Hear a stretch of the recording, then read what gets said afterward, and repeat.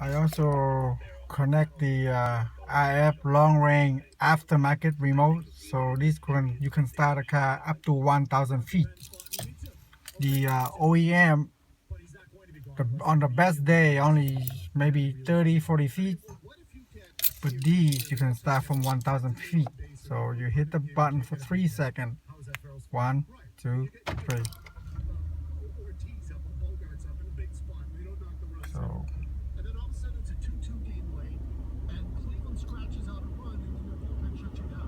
car will run for 20 minutes. You can shut it off by pressing the button one time, and then the car will shut off.